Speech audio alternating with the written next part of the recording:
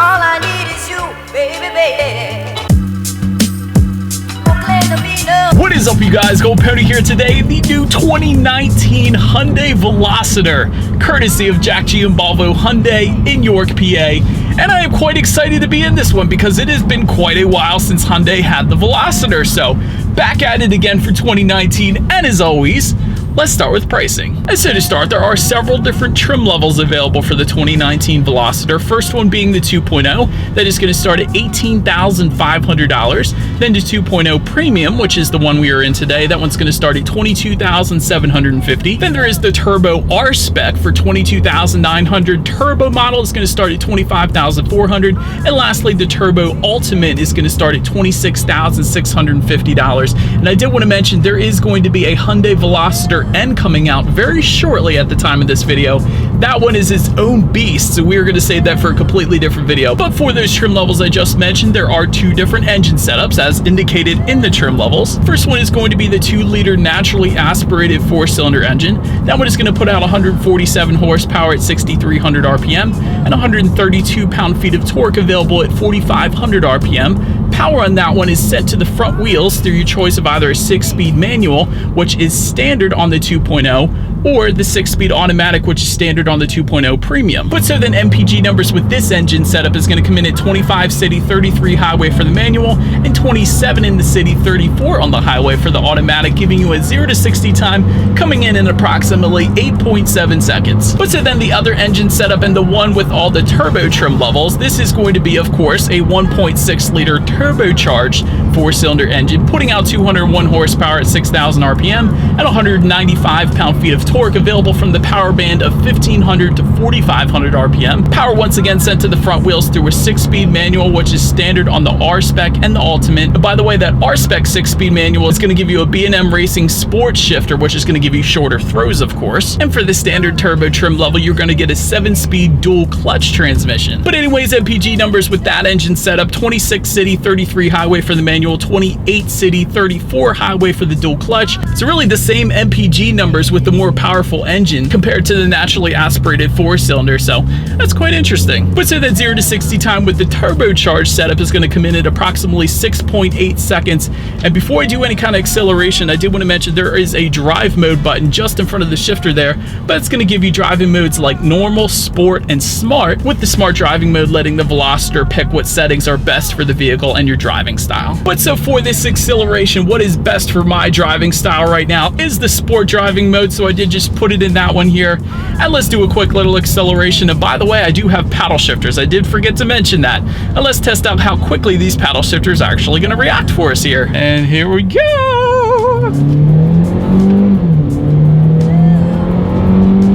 Alright, there is an ever so slight delay to the paddle shifters. Not too bad. This thing is fairly quick considering the size and the weight of the vehicle. But I will say, I can imagine that turbocharged engine is probably where you're going to want to be at with the Veloster, just considering it is the same MPG numbers and more power, although it is going to be slightly more expensive, of course. One additional thing I did want to mention with the turbocharged setup, since I keep mentioning it, is there is an active engine sound button, and what that's going to do is basically for the turbo trims only, it's going to essentially give you that active engine sound coming through the speakers to give you more of a simulated racing experience. So that's kind of cool. By the way, you can turn that off if you weren't a fan of it. So either way, that's there for you if you wanted it. And I will say probably the first thing I noticed on my 2.0 Premium I have today is the braking feel is really quite nice. Like, I can stop on the brakes here and it will really bring you to a stop. That's definitely good to know as well for a more fun to drive car like the Veloster. And so, but then when it comes to handling, for the turbo trim levels, you will get sport tuned steering, which is where basically Hyundai adjusted the steering ratio for better feedback for you. Our spec trim level is also going to give you Michelin Pilot Sport for summer tires. So those grippier tires are definitely going to assist with those back roads in Pennsylvania like we have here today. And once again, a sport tuned suspension will come standard with the R spec. And regardless of trim level, the Veloster will come with McPherson struts and coil springs up front. and in the back a multi-link rear suspension. And also in addition to that, once again, those turbo trim levels is going to give you an active torque vectoring system, which distributes torque to the wheel that has the most traction. So when you begin to slip around the bend, possibly, that is going to help you keep control of the vehicle. And overall, I will say the steering feel is definitely a little more weighted than you typically find on other Hyundais as well. So well done Hyundai for doing that a little better on this one. I'm definitely a fan. And when it comes to visibility, you guys can clearly see the shape of the Veloster, so it is not going to have the very best visibility out there. I can see out the back pretty well, but I will say in the rear two corners, because of the shape, there is going to be a couple blind spots back there. And so, but anyways, enough of the driving dynamics though, you guys. Let's check out the exterior of the new 2019 Hyundai Veloster. It's a start for all Velocitors. Of course, you're going to find that Hyundai large black front grille. To the sides, projector beam halogen headlights with LED daytime running lights will come standard for the 2.0 trim levels. However, if you go with the turbo trim levels, you are going to get LED headlights up there, along with high beam assist as well. If you're curious about that automatic feature, every single trim level is going to get that, meaning when it starts to get dark out, all headlights will turn on automatically for you, so you don't have to worry about that. And we'll also mention there is a slightly different headlight design. If you were comparing the 2.0 versus the turbo trim levels, they're going to differ ever so slightly up there, but turbo trim levels will also give you red accents near the bottom of the front splitter there.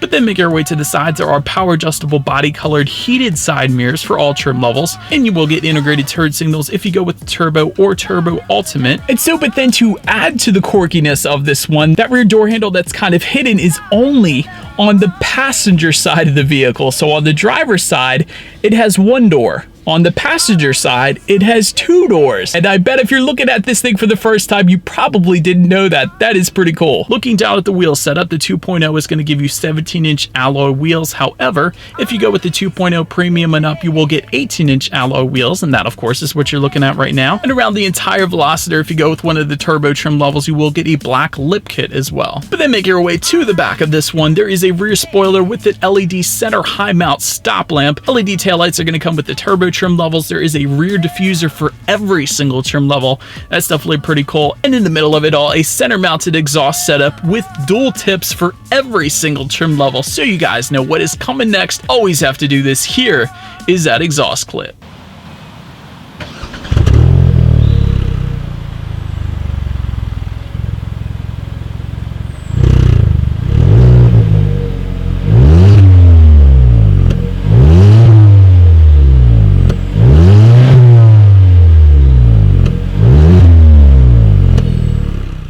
Now, since we are around back, to open that rear hatch, there actually is a button on the key fob, and that's going to unlock it for you. But simply lift up underneath the windshield wiper. That is pretty cool. I always like the 007 kind of hidden entrances to vehicles, so that is actually how you're going to open the rear hatch, and I love that. Once opened up, cargo capacity is going to come in at 19.9 cubic feet, and if you needed some more space, those rear seats do, of course, fold down, bumping the cubic feetness up to 44.5. Making our way to the rear seats, that rear legroom comes in at 34.1 inches, so for reference, I'm an even 6 feet tall. This is how much space I had back there. And if those rear passengers look to the middle there, they will find rear center cup holders with a little bit of storage as well. Then make your way to the front seats. They are 6-way manually adjustable with a cloth finish. However, you will get leather inserts if you go with the 2.0 Premium or the turbo trim levels, and you will get a full leather seating setup if you go with the turbo ultimate. And if there is any kind of leather on those seats, they will come heated as well, by the way. Then looking forward, there is a tilt and telescoping steering wheel for all trim levels. It will come leather wrapped for the 2.0 Premium and up, and it will come with a perforated leather if you go with the turbo or the turbo ultimate. And so, but then when it comes to the startup, let me first start by showing you guys the key. On the one side, you have your Hyundai logo, and when you flip it over, you got lock, unlock, that button to unlock the rear hatch as well, but it is actually all keyless entry if you go with the 2.0 Premium trim level and up. Otherwise, you have your standard key start for the 2.0, but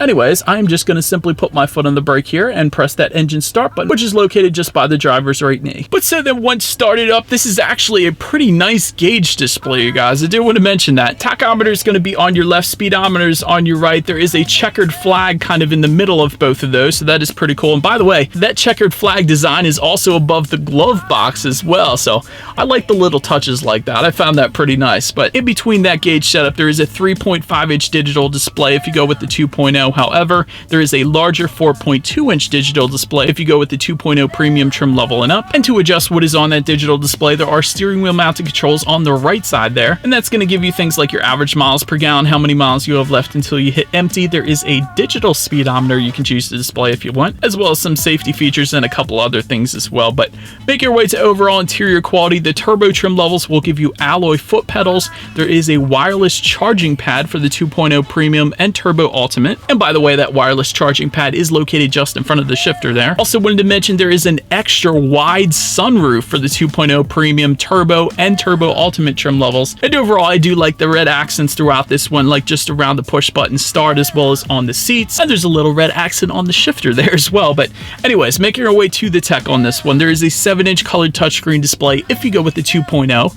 If you go with the 2.0 premium, however, you will get an 8-inch colored touchscreen display. But regardless of display setup, you will actually get Bluetooth and audio streaming and Android Auto and Apple CarPlay for every single trim level. That's definitely very nice. Hyundai, well done. And another thing, for the 2.0 premium and up, you will get BlueLink for 3 years. Hyundai's BlueLink system, kind of like Chevrolet's OnStar for comparison's sake, but you can also check out your radio information up there. And by the way, the 2.0 is going to give you a 6-speaker sound system. However, if you go with any of the turbo trim levels or the 2.0 premium that we have today, you will get an 8-speaker Infinity premium audio system with a subwoofer. So you guys know what I have to do next. Let's turn on the radio and test out the clarity of this one.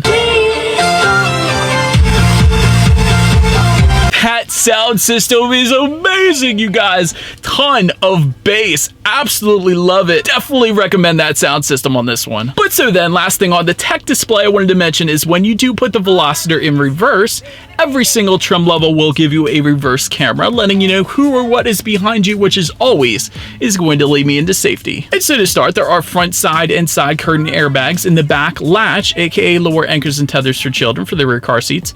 Also back there, rear child door locks as well, and standard on every single Veloster, forward collision avoidance assist, lane keep assist, driver attention warning. That is previously a feature that came out on Mercedes-Benz, and you always saw it on high-end cars, but is now standard on cars like the Hyundai Veloster. That's pretty cool. Also, a tire pressure monitoring system. 2.0 premium trim level and up is going to give you blind spot warning with rear cross traffic alert. And lastly, the Turbo Ultimate is going to give you rain sensing windshield wipers. And so, but anyways, that is about it for this one, you guys. Thank you so much for watching. Be sure to like the video and subscribe. Feel free to follow me on social media at the bottom of the screen there, and I will see you guys in the next review. Stay gold.